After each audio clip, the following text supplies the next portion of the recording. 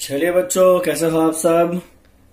अब हमें last lecture में बच्चों आयोनिक इक्विलिब्रियम का पूरा थियरी मैंने आपको कराया था।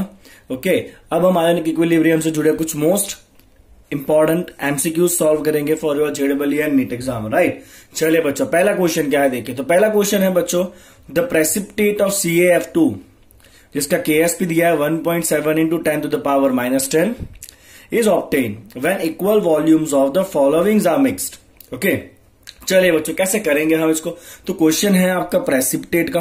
तो हमने थियरी में देखा था बच्चों कि प्रेसिपिटेट का कंडीशन क्या है। प्रेसिपिटेट का कंडीशन है ionic product should be more then solubility product. यहां पे सॉल्युबिलिटी प्रोडक्ट कितना है बच्चों, 10 to the power -10 के ऑर्डर में है सॉल्युबिलिटी प्रोडक्ट। 1.7 का हमें यहाँ पे इतना काम नहीं है। चलिए, सॉल्ट कौन सा प्रेसिपिटेट कराना है बच्चों आपको, CaF2। तो CaF2 में से आयन कौन कौन से मिलेंगे आपको, Ca+2 मिलेगा और क्या मिलेगा बच्चों, 2 बार F- मिलेगा। तो आपका जो आयोनिक प्रोडक्ट होगा उस आयोनिक प्रोडक्ट में बच्चों Ca+2 कितनी बार आएगा, 1 बार आएगा, क्योंकि यहाँ पे 1 है। और F- कितनी बार आएगा बच्चों, 2 बार आएगा। राइट, चलिए 1 बाय 1 सारे ऑप्शन चेक करते हैं। ए ऑप्शन क्या कहता है, ए ऑप्शन का आपका आईपी कितना होगा, ए ऑप्शन का आयोनिक प्रोडक्ट होगा Ca+2 कॉन्सेंट्रेशन है 10 to the power -4। तो Ca+2 कॉन्सेंट्रेशन कितनी बार रखना है, 1 बार रखना है। F- कॉन्सेंट्रेशन है 10 to the power -4, उसको कितनी बार रखना है, स्क्वायर करना है। तो ये हो गया -8 and -4 10 to the power -12। Okay, अपना KSP कैसा है, 10 to the power -10 है। आईपी उससे छोटा है, 10 power -12 है ना, which is less than KSP। तो यहां पे प्रेसिपिटेट नहीं होगा। चलिए बच्चों, ऑप्शन बी चेक करते हैं क्या हो रहा है। आपका जो ऑप्शन बी है बच्चों उसका आईपी कितना होगा। चलिए, उसका Ca+2 कॉन्सेंट्रेशन कितना है, 10 to the power -10 है। क्या करना है, उसका 1 पावर रखना है। और आपका Ca+2 कॉन्सेंट्रेशन कितना है, 10 to the power -3 है। उसका क्या करना है बच्चों, स्क्वायर करना है। कितना हो जाएगा, 10 to the power -2 -6 कितना होगा, -8 होगा। ओके, और आपका आयोनिक प्रोडक्ट 10 पावर -10 के ऑर्डर में था।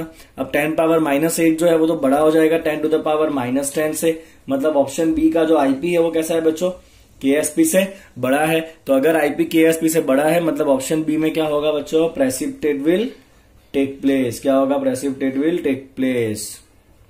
क्लियर बच्चों, समझ में आया आपको। तो बी ऑप्शन आपका राइट है। अब बाकी 2 ऑप्शन में चेक करेगा आपका आईपी कितना आ रहा है। ओके, चलिए नेक्स्ट MCQ इज, चलिए बच्चों सेकंड क्वेश्चन है 90 degree Celsius pure water has H3O+ concentration 10 power -6।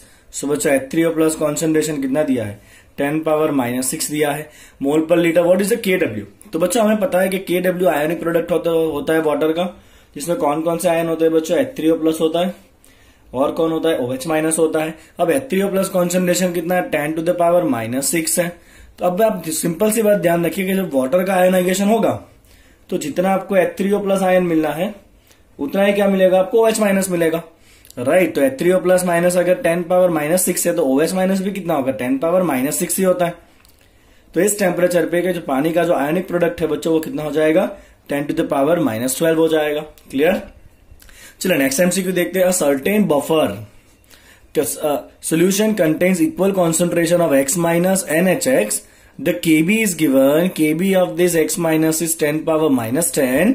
तो उसका pH कितना होगा, क्या पूछा है बच्चों, इस बफर का pH कितना होगा। पहले आप डिसाइड करिए कि ये जो आपका बफर सॉल्यूशन है वो एसिडिक है कि बेसिक है। राइट, चलिए कैसे हम डिसाइड करेंगे, लेट्स सी।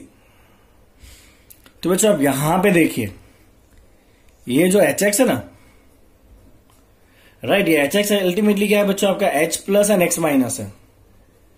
ओके, मतलब आपका जो सॉल्ट है वो सॉल्ट जो है ना आपका वो किसके साथ है बच्चों, स्ट्रॉन्ग एसिड के साथ का आपका सॉल्ट है। ओके, चलिए ऐसा करने से भी बेटर है आप सिंपल ही देखिए कि ये HX जो है वो H+ डोनेट कर रहा है, मतलब एसिड HX क्या होगा आपका, एसिड होगा। कैसा होगा आपका जो HX है वो एसिड होगा ना। अगर आपका HX जो है वो एसिड है तो आपका जो बफर है वो कैसा हो जाएगा बच्चों, एसिडिक हो जाएगा। क्योंकि एसिडिक बफर में क्या था, याद करिए, एसिडिक बफर में मिक्सचर था वीक एसिड और उस वीक एसिड का कॉन्जुगेट, वीक एसिड का सॉल्ट था किसके साथ था, सॉल्ट विथ स्ट्रॉन्ग बेस। था कि नहीं था बच्चों ऐसा, राइट। तो एसिडिक बफर के pH का फॉर्मूला था, क्या फॉर्मूला था pH का बच्चों, आपके पास याद है आपको, एसिडिक बफर का pH, एसिडिक बफर का आपका pH होता है बच्चों pKa plus log of salt by acid होता है। राइट, बड़े बड़े शहरों में छोटी छोटी गलतियां तो होती रहती है। ओके, चलो तो pH = pKa plus log of salt by acid. अब यहां पे क्या कहा है, they contain equal concentration of X minus is salt and HX is acid. तो सॉल्ट और एसिड का कॉन्सेंट्रेशन कैसा दिया है बच्चों? सेम दिया है। सॉल्ट एंड एसिड कॉन्सेंट्रेशन कैसा है बच्चों? आपका सेम है, मतलब ये आपका कट हो जाएगा तो ये तो log 1 हो गया, log 1 कितना हो जाएगा? ये तो 0 हो गया। अब pKa कितना है? तो आपका pH कितना हो रहा है बच्चों? इक्वल टू pKa हो रहा है। बट यहाँ पे आप देखिए आपको तो क्या दिया है? Kb दिया हुआ है। कितना दिया है? Kb 10⁻10 दिया है। चलिए बच्चों कोई इश्यू नहीं है, हमें यहाँ पे क्या दिया है? Kb दिया है, दैट इज 10⁻- कितना है? Kb 10⁻- इसका pKb निकाल लीजिए। चलिए pKb का मतलब क्या होता है? Minus log to the base 10। p का मतलब मैंने कहा था minus log to the base 10 of Kb। Kb value कितना है? 10⁻10 है। तो ये आपका कितना हो जाएगा बच्चों? 10 हो जाएगा। -10 आगे आएगा, माइनस माइनस प्लस 10, और log 10 टू द बेस 10 कितना होता है बच्चों? 1 होता है। ठीक है ना? चलिए आपको इतना पता है। तो pKb कितना है आपका? 10 है। तो pKa कितना होगा? pKa और pKb का रिलेशन क्या है? दोनों का सम कितना होता है? 14।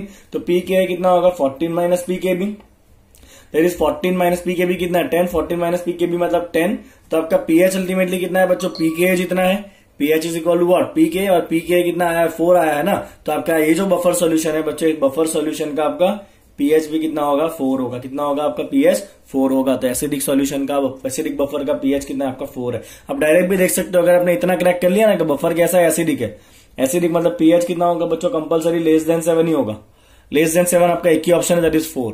बट यहाँ पर डिटेल में मैंने इसलिए दिखा कि अगर 2 से ज्यादा ऑप्शन ऐसा है कि जिसका pH लेस देन 7 है तो क्या करेंगे? तो फिर आपको नॉर्मली फॉर्मूला अप्लाई करना है। चलिए नेक्स्ट क्वेश्चन। चलिए बच्चों नेक्स्ट क्या है? The compound that is not Lewis acid. चलिए लुईस एसिड क्या करता है? याद करिए। एग्जैक्टली सही कहा आपने। लुईस एसिड क्या करता है? एक्सेप्ट करता है इलेक्ट्रॉन पेयर को। चलिए इलेक्ट्रॉन पेयर कौन कौन एक्सेप्ट करता है? हमने थियरी में देखा था, पॉजिटिव आयंस करते हैं, फिर ऐसे करते हैं जिनका ऑक्टेट कैसा होता है? इनकम्प्लीट होता है। ठीक है ना? और हमने ये भी कहा था कि जिनके पास कैसा होता है? एम्प्टी डी ऑर्बिटल होता है। क्या होता है जिनके पास? एम्प्टी डी ऑर्बिटल होता है। चलिए यहां पे देखिए BF3 बोरॉन सेंट्रल एटम है, 3 ही फ्लोरीन के साथ बॉन्ड बना है, और उसके बाद बोरॉन के पास कुछ बचना नहीं। लेट्स सी, बोरॉन के पास 3 इलेक्ट्रॉन होते हैं आउटर ऑर्बिट में, 3 जुड़ गए फ्लोरीन, 3 बना दिया उसने बॉन्ड। तो बोरॉन के पास कितने इलेक्ट्रॉन हुए बच्चों? 2, 2, 4 और 2, 6 ही हुए। मतलब बोरॉन का ऑक्टेट कैसा? इनकम्प्लीट है। मतलब ये कैसा होगा? आपका लुईस एसिड होगा, क्योंकि 6 ही इलेक्ट्रॉन है। सेम ऐसा ही सेम AlCl3 के लिए भी होगा। एल्यूमिनियम के पास भी 3 वैलेंस इलेक्ट्रॉन होते हैं, तीनों क्लोरीन के साथ एक एक बॉन्ड बनाएगा। तो AlCl3 में भी ऑक्टेट कैसा है? इनकम्प्लीट है, तो वो भी कैसा होगा? लुईस एसिड होगा। चलिए BeCl2 देखिए बच्चों आप, BeCl2 राइट। तो बेरिलियम के पास वैलेंसी कितना होता है? 2 होता है। 2 तरफ आया क्लोरीन, क्लोरीन ने एक एक इलेक्ट्रॉन दिया। तो बेरिलियम के पास कितने इलेक्ट्रॉन है? खाली 4 ही इलेक्ट्रॉन है। यहाँ पे तो ऑक्टेट बहुत ज्यादा इनकम्प्लीट है, तो इसीलिए जो BeCl2 है वो भी कैसा होगा? आपका लुईस एसिड होगा। तो बाकी कौन बचा? SnCl4 बचा। तो SnCl4 कैसा होगा? नेचर में लुईस एसिड नहीं होगा, राइट। तो इस क्वेश्चन का अकॉर्डिंगली आप आंसर क्या लिखोगे? SnCl4 जो लुईस एसिड नहीं है। क्लियर आपको? चलिए नेक्स्ट देखिए, which of the following is the strongest acid. चलिए एसिड बेस के सारे फैक्टर्स हमने थियरी में देखे थे। लेट्स सी दैट कौन कौन सा एसिड है। पहला है ClO3OH, दूसरा है ClO2OH, ओके, तीसरा है आपका SOOH ट्वाइस, और चौथा है आपका SO2OH ट्वाइस, राइट। चलिए बच्चों ये सारे जो है ना वो क्या है? ऑक्सो एसिड है, बिकॉज सबके अंदर जो हाइड्रोजन है वो कहां पर है? O के साथ जुड़ा हुआ है। अब यहाँ पे 2 ऑक्सो एसिड में क्लोरीन है, 2 ऑक्सो एसिड में सल्फर है, मतलब इनमें इलेक्ट्रोनेगेटिविटी का इतना डिफरेंस नहीं होगा। तो इलेक्ट्रोनेगेटिविटी से हमें कुछ भी पता नहीं चलना है। तो आपको एक पॉइंट याद होना चाहिए ऑक्सो एसिड का, कि ऑक्सो एसिड का जो एसिडिटी है ना वो होता है directly proportional to the oxidation number, right. तो अब आपका सारा जो गेम है ना, ओके, तो जो आपको ऑक्सीडेशन नंबर निकालना पड़ेगा। चलिए यहाँ पे आप ऑक्सीडेशन नंबर निकालिए, +7 आएगा, ये +5 आएगा। चलिए इसके अंदर कितना आएगा? ये आएगा आपका -2, -4, ये आएगा आपका +4, और यहाँ पे आएगा आपका +6। तो सबसे ज्यादा ऑक्सीडेशन नंबर कहां पर है? Cl वाले में है, राइट। तो सबसे ज्यादा एसिडिक कौन होगा बच्चों? आपका ClO3OH, क्योंकि उसका ऑक्सीडेशन नंबर कैसा है बच्चों? मैक्सिमम है, तो वो कैसा होगा? मैक्सिमम एसिडिक होगा, स्ट्रॉन्गेस्ट एसिडिक होगा इन सब में। ओके, क्लियर आपको? चलिए नेक्स्ट देखते हैं। इसी में साथ में आपको ऐसा भी पूछ सकते हैं, अगर सब में से एक एक H निकाल दीजिए, तो ये पूछे अगर के सबसे वीकेस्ट, यही हाँ, इसी के अंदर सबसे वीकेस्ट बेस कौन होगा? बताइए, चलिए सोचिए। सबसे वीकेस्ट बेस होगा बच्चों जिसका एसिड कैसा है, सबसे स्ट्रॉन्गेस्ट। तो ये सबसे स्ट्रॉन्ग एसिड है, इसका H निकाल दीजिए, बचा क्या आपका ClO4 माइनस। तो ये कैसा होगा आपका वीकेस्ट बेस होगा। चलो अभी आप ये फाइंड करके निकाले कि इन सबके कॉन्जुगेट में से सबसे स्ट्रॉन्गेस्ट बेस किसका होगा, राइट। चलिए मैं नेक्स्ट क्वेश्चन पे ले जाता हूं आपको। चलिए next, which one is more acidic in aqueous solution, right. चलिए आपको सॉल्व दिया है NiCl2, FeCl3, LCl3 and BaCl2, right. आप देखिए आयन कौन कौन सा बन रहा है। इसका आयन बनेगा आपका Ni+2 एंड Cl माइनस आएगा 2 बार, ये आएगा आपका Fe+3 और आएगा आपका 3 बार Cl माइनस। चलिए इसका क्या होगा, Al+3 and 3 bar Cl minus. चलिए यहाँ पे Be+2 और 2 बार होगा आपका Cl माइनस, ठीक है ना। चलिए मतलब सबके अंदर एक एसिडिक आयन होगा, एक बेसिक आयन होगा। तो ये आपका Cl माइनस कैसा है बच्चों, एसिडिक आयन है, राइट। Cl माइनस कैसा होगा बच्चों आपका, एसिडिक आयन होगा, यस और नो। अब आप चेक करिए इन सबके बेसिक नेचर चेक करिए। आपका है NiOH ट्वाइस बेस बनेगा, Fe वाले में कौन सा बेस बनेगा बच्चों, FeOH थ्राइस बेस बनेगा। B वाले में कौन सा बेस बनेगा, BeOH ट्वाइस बेस बनेगा। और AlOH थ्राइस में कौन सा बेस बने, Al वाले में कौन सा बेस बनेगा, AlOH थ्राइस। अब बच्चों ये जो AlOH थ्राइस है ना, इन चारों में से nickel hydroxide, iron hydroxide, aluminium hydroxide and beryllium hydroxide, इन चारों में ये जो AlOH थ्राइस है ना, उसका नेचर कैसा होता है बच्चों, वीकेस्ट बेस होता है। कैसा होता है उसका नेचर, वीकेस्ट बेस होता है। तो अगर ये आपका वीकेस्ट बेस है ना, तो ऑब्वियसली कि ये Cl माइनस का एसिडिक नेचर चढ़ जाएगा उसके ऊपर, मतलब ये कैसा होगा, सबसे ज्यादा एसिडिक होगा। कैसा होगा बच्चों, ये सबसे ज्यादा एसिडिक होगा, राइट। चलिए नेक्स्ट MCQ क्या है। Next, following acids are arrange in decreasing order of acidic strength. चलिए कोई बात नहीं, कौन कौन से एसिड है, ClOH है, BrOH है और IOH है। सबसे पहले डिसाइड करिए कि किस टाइप के एसिड है। तो सब में OH दिख रहा है, मतलब ये सारे कैसा एसिड है आपके, सारे एसिड से आपके ऑक्सो एसिड वाला केस है ये, ठीक है, ऑक्सो एसिड। चलिए यहाँ पे एलिमेंट देखिए, क्लोरीन है, एक ब्रोमीन है और एक आयोडीन है, ठीक है ना। तीनों जो है वो एक ही ग्रुप के हैं। तो जब एक ही ग्रुप के होंगे तो डोमिनेट कौन करेगा बच्चों, इलेक्ट्रोनेगेटिविटी करेगा।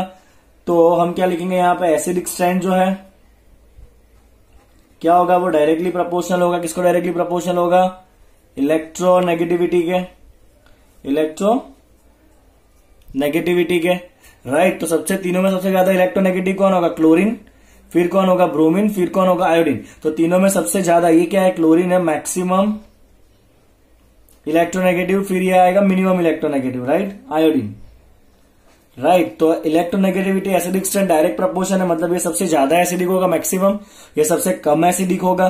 तो सबसे कम कौन है, 3 है, और सबसे ज्यादा कौन है, 1। तो आपका आंसर आएगा कि सबसे कम कौन है, 3, फिर कौन 2, और सबसे ज्यादा कौन है बच्चों, 1 है। 1 इज मैक्सिमम एसिड। चलिए बच्चों नेक्स्ट क्वेश्चन क्या है, देखिए। A weak acid HX has a dissociation constant 10⁻⁵ molar. Weak acid का डीएसोसिएशन कांस्टेंट मतलब Ka दिया है, राइट। चलिए क्वेश्चन को आगे ले जाते हैं। 10⁻⁵ molar, it forms a salt NaX। तो क्वेश्चन किसका है बच्चों, सॉल्ट का है, NaX। On reaction with alkali the percentage hydrolysis, क्या फाइंड करना है आपको, परसेंटेज हाइड्रोलिसिस आपको फाइंड करना है। तो हमने डिग्री ऑफ हाइड्रोलिसिस देखा था H, तो परसेंटेज हाइड्रोलिसिस का मतलब क्या होता है बच्चों, परसेंटेज हाइड्रोलिसिस का मतलब होता है डिग्री ऑफ हाइड्रोलिसिस इंटू 100। क्या होता है, डिग्री ऑफ हाइड्रोलिसिस इंटू 100। चलिए, the percentage hydrolysis of 0.1 molar solution of NaX, ये क्या है, मोलारिटी मतलब उसका कॉन्सेंट्रेशन। चलिए बच्चों H का फॉर्मूला क्या होता है, डिग्री ऑफ हाइड्रोलिसिस का फॉर्मूला होता है √of KH/C इंटू 100। चलिए बच्चों KH कितना होता है, तो KH होता है आपका KW/Ka। यहाँ पे क्या है, डिवाइड बाई C है, इंटू क्या करना है आपको, 100 करना है। चलिए वैल्यू डालिए, तो KW कितना होता है, 10⁻⁻14 होता है। K dissociation constant of weak acid कितना, 10⁻⁵ है, divide by 1/C, 1/C, C कितना है, 0.1 इंटू 100। चलिए बच्चों आप जैसे ही इसको सॉल्व करोगे आपका आंसर कितना आएगा, ये 10⁻⁻6 होगा, नीचे -6 ऊपर आएगा, तो +6 -14 +6 कितना बचेगा, 10⁻⁸ बचेगा, इंटू क्या करना है आपको, 100 करना है। 10⁻⁸ का अंडर 10⁻⁴ इंटू 100। चलिए कितना बचेगा बच्चों, ये 0.01% बचेगा। तो राइट आंसर कितना होगा आपका, 0.01%। जितना क्या होगा, ये जो सॉल्ट है वो हाइड्रोलाइज होगा। चलिए नेक्स्ट क्वेश्चन क्या है। चलिए नेक्स्ट जो है वो थोड़ा सा ट्रिकी क्वेश्चन है। क्वेश्चन क्या है, 0.004 molar solution of Na2SO4 is isotonic. ये आपके लिए नया वर्ड है, मैं आपको समझाऊंगा क्या होता है वो। With 0.010 molar solution of glucose at same temperature then the percentage dissociation of Na2SO4 is what. चलिए सबसे पहले तो आप समझ लीजिए आइसोटोनिक का मतलब क्या होता है। आइसोटोनिक का मतलब होता है solution having same osmotic pressure.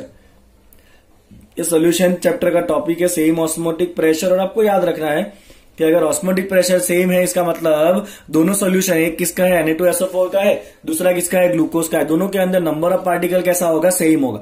तो मैं यहां पे लिखूंगा बच्चों number of particle in Na2SO4 that should be equal to number of particle in glucose solution। चलिए अब आपको Na2SO4 जो है उसका क्या फाइंड करना है, आपको फाइंड करना है परसेंटेज डीएसोसिएशन। अब Na2SO4 जो है वो डीएसोसिएट होगा। चलिए कैसे होगा डीएसोसिएट, तो आपको 2 आयन मिल रहे हैं यहाँ पे, Na+ मिलेगा 2 बार और एक क्या मिलना है बच्चों आपको, ऑब्वियसली SO4-2 मिलना है। ओके चलिए इनिशियली Na2SO4 कॉन्सेंट्रेशन कितना है, 0.004 है। इनिशियली ये दोनों कितना होगा बच्चों, 0 ही होने वाला है ऑब्वियसली। चलिए अब इक्विलिब्रियम आते आते मान लीजिए कि Na2SO4 जो है वो X जितना डीएसोसिएट हो गया, तो ये बचा कितना होगा, 0.004 माइनस X बचा होगा। अब ये अगर 1 डीएसोसिएट होगा तो ये सामने 2 बनेगा। तो अगर ये X जितना डीएसोसिएट हुआ तो ये सामने उसका डबल बनेगा, मतलब 2X। चलिए अगर ये X जितना डीएसोसिएट हुआ तो ये सामने कितना बनना है बच्चों, उसका एक ही बनने वाला है, 1 के सामने 1, तो ये कितना बनेगा आपका, X जितना ही बनेगा। यस और नो। तो आपके यहाँ पे इक्विलिब्रियम पे ये टोटल नंबर ऑफ पार्टिकल कितने हो गए, टोटल पार्टिकल हो गए। चलिए तीनों को प्लस करिए, 0.004 minus X plus 2X plus X, X उड़ जाएगा। टोटल पार्टिकल इसके है 0.004 प्लस 2X, इतने हो गए टोटल पार्टिकल। चलिए number of particle of Na2SO4 कितना है, 0.004 प्लस 2X। और जो बच्चा आपका ग्लूकोज है ना, ग्लूकोज कोई डीएसोसिएट होता नहीं है, तो ग्लूकोज का जितना मोलारिटी है उतना ही मोलारिटी रहेगा। ग्लूकोज बिल्कुल भी डीएसोसिएट होता नहीं है, बिकॉज वो मॉलिक्यूलर कंपाउंड है, आयोनिक कंपाउंड नहीं है, राइट। तो ग्लूकोज का कितना मोलारिटी है, 0.001, तो ये कितना रहेगा, 0.001 ही रहने वाला है आपका, इसमें कोई चेंज होने वाला नहीं है। चलिए आप सिंप्लीफाई करिए बच्चों, आपको तो 2X कितना मिलना है, आपको 2X मिलेगा, 0.003 मिलेगा। यस और नो। चलिए आगे देखते हैं। तो आपका X कितना आ जाएगा बच्चों, 0.0015 आ जाएगा। चलिए आपको क्या पूछा, आपको पूछा है परसेंटेज डीएसोसिएशन। तो परसेंटेज डीएसोसिएशन का मतलब होता है बच्चों कि जितना डीएसोसिएट हुआ डिवाइड बाय जितना टोटल है, परसेंटेज फाइंड करना है ना। तो डीएसोसिएट कितना हुआ आपका X जितना, और आपका X कितना आया है, 0.0015 आया है। यस और नो। डिवाइड बाय टोटल कितना था बच्चों, बताइए टोटल कितना था आपका, 0.004 था। इनटू क्या करेंगे आप, 100 करेंगे। समझ में आया आपको कैसे करना है, ये क्लियर एकदम। चलिए बच्चों आप इसको सॉल्व करिए, कितना आंसर आ रहा है बताइए मुझे। आप जैसे बच्चों इसको सॉल्व करोगे आपका आंसर आ जाएगा 37.5%। कितना आंसर आएगा बच्चों आपका आंसर आने वाला है 37.5%। तो right answer is C. Clear आपको ये क्वेश्चन किस तरह हमने सॉल्व किया, नया लॉजिक क्या था यहाँ पे, आइसोटोनिक। आइसोटोनिक मतलब same osmotic pressure, same osmotic pressure का मतलब हो जाएगा बच्चों सेम नंबर ऑफ पार्टिकल। क्या मतलब होगा इसका, same number of particle, right. चलिए आगे बढ़ेंगे। क्या है यहाँ पे, 0.1 मोल ऑफ CH3NH2। CH3NH2 ये तो वीक एसिड है जिसका Kb दिया हुआ है, is mix with 0.08 mole of HCl, और फिर उसको डाइल्यूट करना है 1 लीटर। कितना डाइल्यूट करना है, 1 litre. What will be the H+ concentration in the solution. इस सोल्यूशन में H+ का कॉन्सेंट्रेशन कितना होगा। चलिए बहुत इंपॉर्टेंट टाइप के क्वेश्चन में से ये एक है, लेट्स सी। चलिए बच्चों क्वेश्चन में क्या क्या मिक्स किया है, हमने मिक्स किया है CH3NH2 जो कैसा कंपाउंड होता है, वीक बेस होता है, और हमने मिक्स किया है बच्चा HCl। HCl कैसा होता है, स्ट्रॉन्ग एसिड होता है, दोनों के बीच में न्यूट्रलाइजेशन होने वाला है ऑब्वियसली। और सॉल्ट बनेगा, कौन सा सॉल्ट बनेगा बच्चों, CH3। चलिए ये एसिड है H+ इसको डोनेट करेगा, ये हो जाएगा CH3NH3+, और बाकी बचेगा ये Cl- जो आपका सॉल्ट है, राइट। तो ये क्या बना आपका, सॉल्ट बना। समझ में आ रहा है बच्चों आपको, इतना क्लियर हो रहा है एकदम। चलिए इनिशियली CH3NH2 का मोल कितना था, 0.1 मोल था, और HCl का मोल कितना था, 0.08 था। इनिशियली तो सॉल्ट होने वाला नहीं है, आप जैसे ही इसको मिक्स करोगे दोनों के बीच में न्यूट्रलाइजेशन होगा, और ये 0.1 में से कितना न्यूट्रल हो जाएगा, 0.08 न्यूट्रल हो जाएगा। तो ये बाकी कितना बचेगा 0.1 माइनस 0.08 मतलब 0.02 बाकी बचेगा। चलिए ये कम क्वांटिटी में मतलब ये पूरा ही यूज होकर न्यूट्रल हो जाएगा, ये कितना बचेगा 0 बचेगा। और ये सॉल्ट कितना बनेगा बताइए। चलिए तो अगर ये आपका 0.08 यूज हो रहा है तो अगर ये 1 यूज होगा तो ये सामने 1 बनेगा। तो अगर ये आपका 0.08 यूज हुआ है तो ये सामने सॉल्ट कितना देगा 0.08 जितना सॉल्ट देगा ये। ओके चलिए आपका टोटल वॉल्यूम कितना है 1 लीटर है। तो 1 लीटर मतलब अगर आप ये तो सारे मोल है, क्या है बच्चों ये सारे मोल है। तो अगर आप मोलारिटी में जाओगे तो मोलारिटी क्या होता है मोल बाय वॉल्यूम। वॉल्यूम तो 1 ही लीटर है तो मोल बाय वॉल्यूम तो ये मोलारिटी हो जाएगा बिकॉज मोलारिटी 1 लीटर है। चलिए बच्चों अब ये बना क्या, आप इसका पीएच कैसे निकालोगे। तो बहुत इंपॉर्टेंट है बच्चों, यहां पे बाकी बचा है वीक बेस। क्या बाकी बचा है वीक बेस और बाकी बचा है उसका सॉल्ट। ये सॉल्ट किसके साथ बना स्ट्रॉन्ग एसिड के साथ बना। तो ये क्या बनता है याद करिए, वीक बेस प्लस उसका सॉल्ट है। किसके साथ का सॉल्ट है, सॉल्ट विथ स्ट्रॉन्ग एसिड। बताइए चलिए। तो ये बन गया बच्चों आपका बेसिक बफर सॉल्यूशन। क्या बन गया है आपका बेसिक बफर सॉल्यूशन बना। बहुत बढ़िया। चलिए तो अब इसको सॉल्व करते हैं हम। चलिए तो बेसिक बफर का पीओएच का फॉर्मूला था कुछ, क्या होता है पीओएच का formula pKb plus log of, क्या करेंगे बच्चों यहां पे हम salt by base, log of salt by base. चलिए पीकेबी कितना होगा, तो केबी वैल्यू है आपका 5 × 10⁻⁴। तो आप उसका पीकेबी निकाले। जैसे ही बच्चों आप उसका लॉग निकालोगे तो आपका पीकेबी वैल्यू, ये केबी है ना, पीकेबी आपको निकालना पड़ेगा। तो पीकेबी, केबी के ऊपर से पीकेबी निकालिए, आपका पीकेबी आएगा बच्चों 3.30। कितना आएगा पीकेबी 3.30 आएगा। That pKb is nothing but minus log to the base 10 of that KB value जो है 5 × 10⁻⁴, राइट। तो ये इसका वैल्यू आ जाएगा प्लस लॉग ऑफ सॉल्ट कौन सा है बच्चों, सॉल्ट का कॉन्सेंट्रेशन बचा है 0.08 डिवाइड बाई बेस का कॉन्सेंट्रेशन है 0.02। तो ये बच्चों आपका आ जाएगा 3.30 प्लस कितना होगा ये log 4। log 4 का वैल्यू कितना होता है बच्चों याद करिए। चलिए log 4 का वैल्यू जो है, ये log 4 का वैल्यू होगा आपका 0.602। तो आपके पास पीओएच कितना आ गया बच्चों, पीओएच आता है आपके पास 3.902 आपका पीओएच है, राइट। चलिए आगे बढ़ते हैं। चलिए तो पीओएच मिला आपको, तो फाइंड क्या करना था आपको, फाइंड करना है कॉन्सेंट्रेशन ऑफ H प्लस। बड़ा सा क्वेश्चन है ये। तो पीएच कितना होगा आपका 14 में से माइनस करिए इसको। चलिए 14 माइनस 3.902 करिए बच्चों, कितना आ रहा है आपको, फटाफट आपको हाथ चलाने पड़ेंगे, ये आ रहा है 10.09। चलिए पीएच के ऊपर से H प्लस कॉन्सेंट्रेशन कितना होगा, H प्लस कॉन्सेंट्रेशन। तो पीएच क्या होता है minus log to the base 10, minus आपका सामने गया माइनस 10.09। यस और नो। और क्या करना पड़ेगा बच्चों, आपको इसका एंटी लॉग लेना पड़ेगा। आई होप कि आपको एंटी लॉग के रूल थोड़े बहुत पता है। तो नेगेटिव का एंटी लॉग निकालने के लिए हम -10 में से एक और माइनस करेंगे, 11 माइनस हो जाएगा, -11 बार पॉइंट। चलिए 1 माइनस 0.09 करिए, that is equal to 0.91। Okay that is equal to 0.91। Okay चलिए बच्चों अब अगर जब एंटी लॉग निकालोगे आप तो आपको क्या करना है बच्चों, एंटी लॉग निकालने के लिए आपको जो 10 पॉइंट के पहले है वो 10 के पावर में जाएगा, 10 टू द पावर -11। और 0.91 का जो एंटीलॉग है ना, 0.91 का एंटीलॉग जो है वो कुछ 8 के आजू बाजू आएगा। Their answer is 8 × 10 to the power -11। किसका कॉन्सेंट्रेशन है, H प्लस का, जो हमें फाइंड करना है। तो ये ट्रिकी क्वेश्चन था और बहुत इंपॉर्टेंट क्वेश्चन था for exam entrance exam point of view, right. Right answer क्या है 8 × 10 to the power -11 molar. Clear बच्चों, ये क्वेश्चन कैसे सॉल्व करना था पूरा, राइट। तो आपने मिक्स किया था weak base and strong acid. Okay molarity देख लीजिए दोनों का कितना कितना है। न्यूट्रल करने के बाद इतना बचा, तो न्यूट्रल करने के बाद बचा है बेस एंड सॉल्ट। बेस और सॉल्ट मतलब ये तो बफर सॉल्यूशन हो जाएगा। तो आप पीएच का फॉर्मूला अप्लाई करें बफर के लिए। बेसिक बफर का पीओएच होता है pKb plus log of salt by base. उसको सॉल्व करके आप पीओएच निकालिए, पीओएच पर से पीएच निकालिए और पीएच पर से आपको H प्लस मिलेगा, राइट। चलिए next question is solubility product KSP of a salt of type MX, MX2 and M3X at the temperature TR 4 × 10⁻⁸, 3.2 × 10⁻⁻14 and 2.7 × 10⁻⁻15। तो उनका सॉल्युबिलिटी मतलब S का ऑर्डर क्या होगा, किसका S सबसे ज्यादा, किसका S सबसे कम। चलिए MX करते हैं पहले। तो MX में कौन कौन से आयन है, M plus and X minus.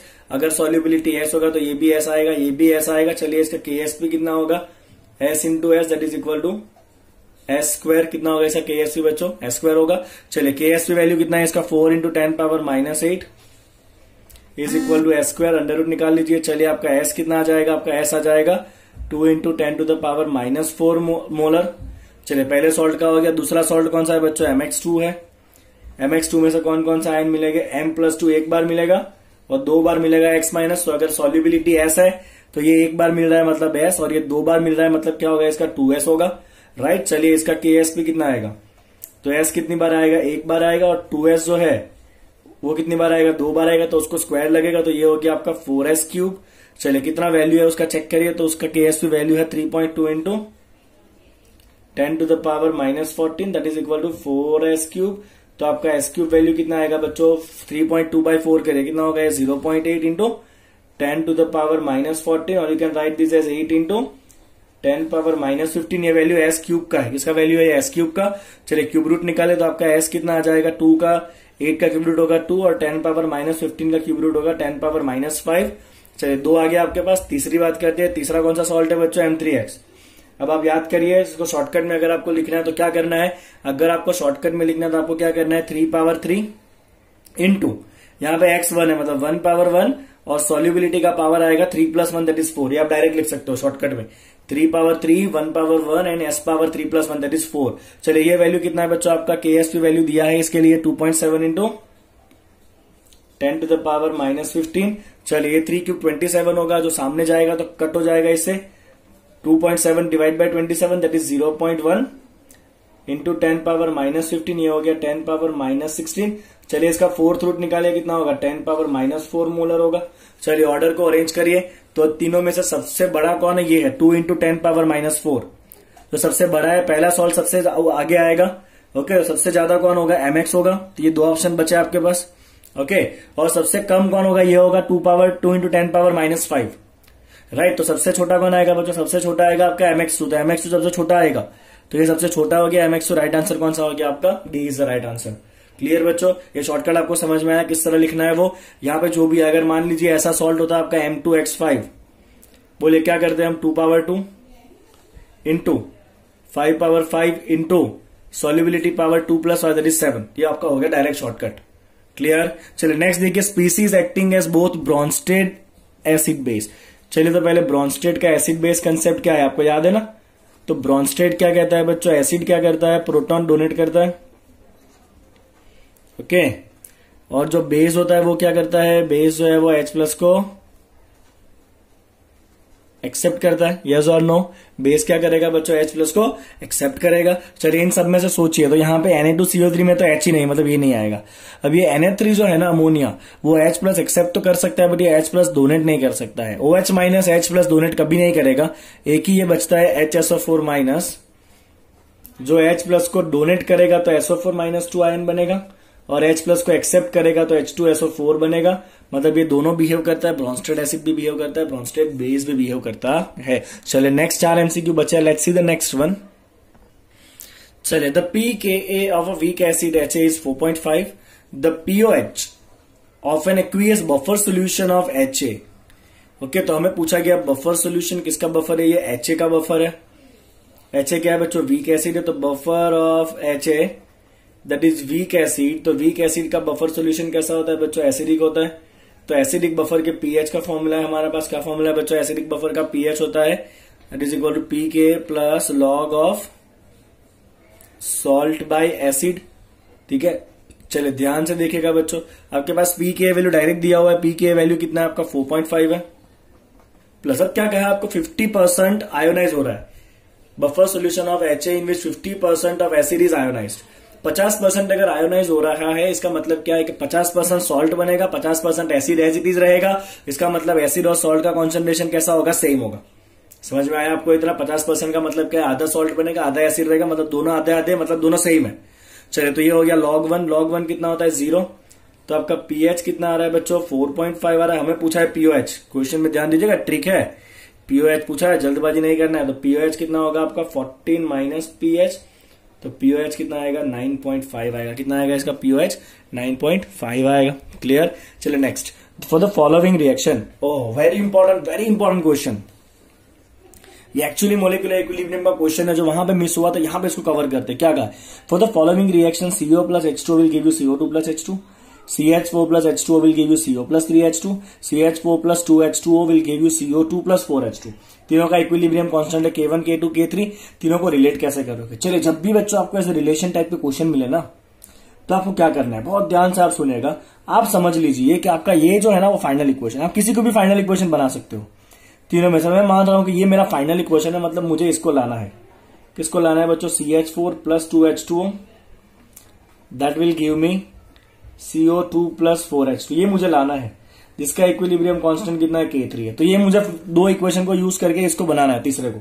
आप ये भी कर सकते हो कि इन दोनों को यूज करके ये बनाओ या इन दोनों को यूज करके ये बनाओ। जनरली जो सबसे बड़ा इक्वेशन दिखता है ना, वही हम बनाएंगे। चलिए, आप ध्यान से देखिए, मुझे CH4 चाहिए लेफ्ट में, तो इन दोनों में से ऐसा कौन है जो आपको CH4 देगा, वो भी लेफ्ट साइड पे? तो ये वाला इक्वेशन।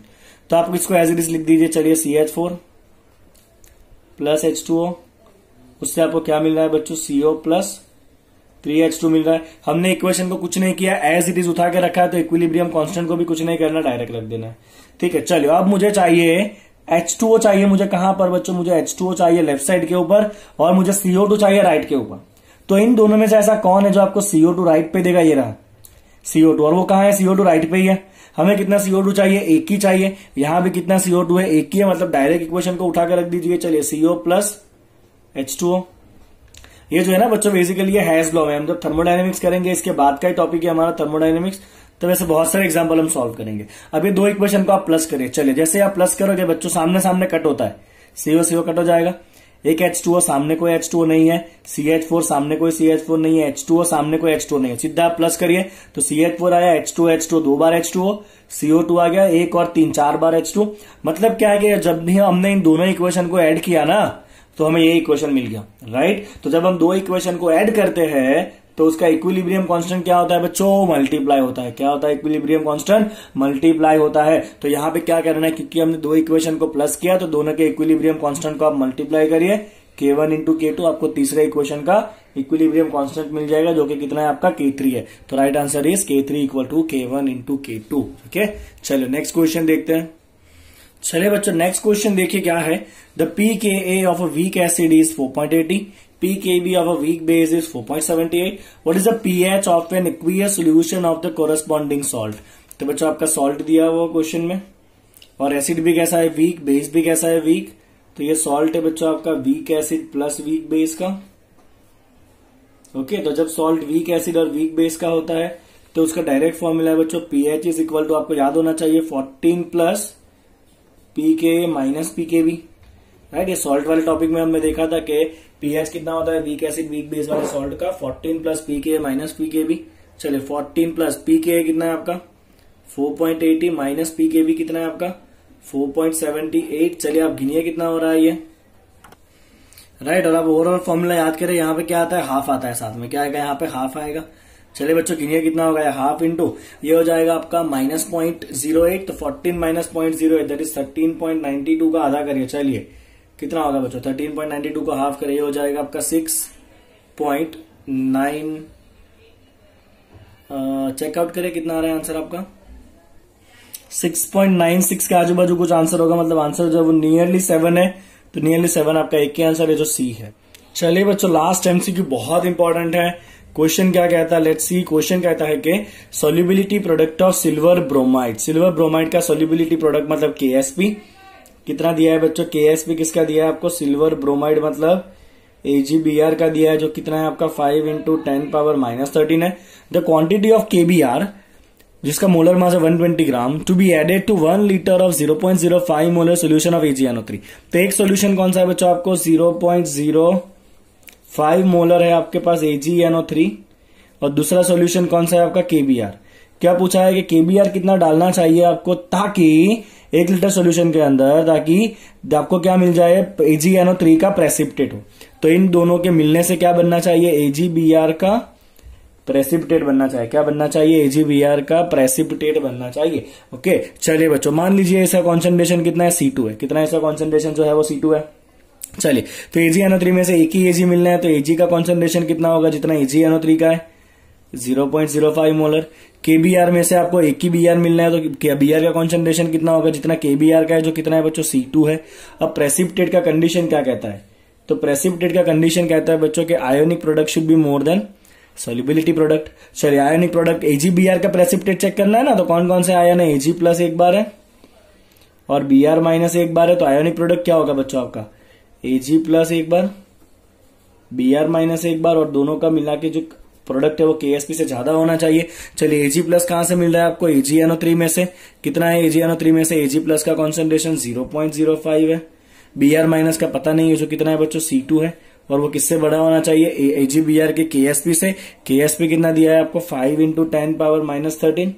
ओके, मैं सजेस्ट करूंगा आपको कि वापस एक बार ये सारे स्टेप्स आप देखिए। ओके, और फिर आप यहां से आगे बढ़िए, तो आपका C2 कितना आ रहा है बच्चों, आपका C2 आएगा मोर देन, चलिए 0.05 जो है दैट इज 5 × 10⁻2। सामने जाएगा तो 5 कट हो जाएगा, 10⁻2 नीचे जाएगा, तो ये आपका कितना बचेगा 10⁻11 बचेगा। चलिए ये C2 क्या होता है बच्चों, मोलारिटी होता है ना। चलिए मोलारिटी का फॉर्मूला क्या होता है, मोलारिटी का फॉर्मूला है बच्चों W2 × 1000 upon M2 × VmL, that should be more than 10⁻11। चलिए बच्चों, तो हम यहां पे आगे सॉल्व करते हैं इसको। लेट्स सी, W2 हमें फाइंड करना है कितना, ये किसके लिए है, C2 कौन है बच्चों, C2 आपका KBr है, वही तो पूछा है कितना KBr ग्राम में डालोगे आप ताकि प्रेसिपिटेट हो जाए। तो आपको KBr का मोलारिटी मिल गया ना, ये क्या है बच्चों, मोलारिटी ऑफ KBr। अब मोलारिटी के ऊपर से ग्राम तो निकाल ही सकते हो फॉर्मूला रख के, यस और नो। तो W2 हमें फाइंड करना है इंटू 1000। चलिए KBr का मोलिकुलर वेट कितना है 120 है, जो दिया है क्वेश्चन में ये रहा 120 इंटू VmL। सोल्यूशन कितना बनाना है, to be added to 1 litre of solution, 1 litre मतलब 1000 ml, that should be more than 10⁻11। समझ में आ रहा है आपको। चलिए 1000 का ऊपर जाएगा तो क्या हो जाएगा W2 क्या होगा बच्चों, W2 should be more than 120 into 10⁻11 that is equal to 1.2 into 10⁻9 gram. तो मिनिमम कितना क्वांटिटी आपको ऐड करना है बच्चों, आपको मिनिमम क्वांटिटी ऐड करना है 1.2 इंटू 10⁻9 ग्राम KBr आपको डालना है। तो ये AgBr जो है ना वो इन दोनों को मिलाने से प्रेसिपिटेट हो जाएगा।